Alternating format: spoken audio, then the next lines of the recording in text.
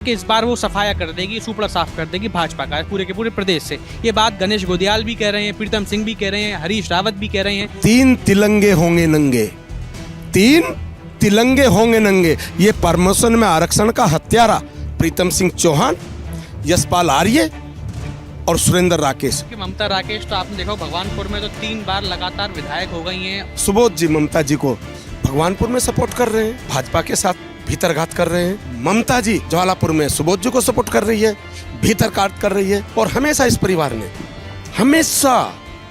परिवार ने ऐसा कोई सगा नहीं जिसको इस परिवार ने ठगा नहीं, ऐसा कोई राजनीतिक दल नहीं जिसको इस परिवार ने नहीं धोखा दिया। जो है अपने ही पार्टी के कार्यकर्ता पर उंगली उठा रहे हैं, तो क्या फिर ये आपसी कलह नहीं जो प्रीतम सिंह जी जिसकी बात कर रहे हैं? क्योंकि आज ममता राकेश जी, सुबोध राकेश जी, सबको पता है, भाजपा को भी पता है, कांग्रेस को भी पता है, सब नेताओं को पता है। और सारी दोनों पार्टियां इस परिवार को खात्मा करेंगी। दोनों पार्टियां कैसे करेंगी? क्योंकि सबको पता है कि सुबोध राकेश अपनी भाभी ममता को, पहले तो दोनों ही थे, वो दोनों रहते थे तो नुरा कुश्ती होती थी।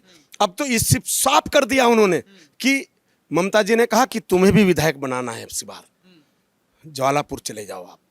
लेकिन लोग तो ये कह रहे थे कि भाजपा सुन लीजिए सर पूरी बात। और सुबोध जी ममता जी को भगवानपुर में सपोर्ट कर रहे हैं, भाजपा के साथ भीतरघात कर रहे हैं।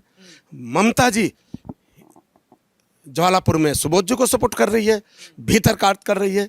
तो मैं कहना चाहूँगा, अपनी पार्टी से भी मैं कहूँगा, अपने शीर्ष नेतृत्व से कहूँगा, और कांग्रेस माने या ना माने इस बात को, लेकिन भारतीय जनता पार्टी में एक छोटा कार्यकर्ता हूँ, मैं जरूर ये बात रखूँगा कि ये जो कुठाराघात पार्टी के लिए किया जा रहा है इस परिवार के द्वारा, और हमेशा इस परिवार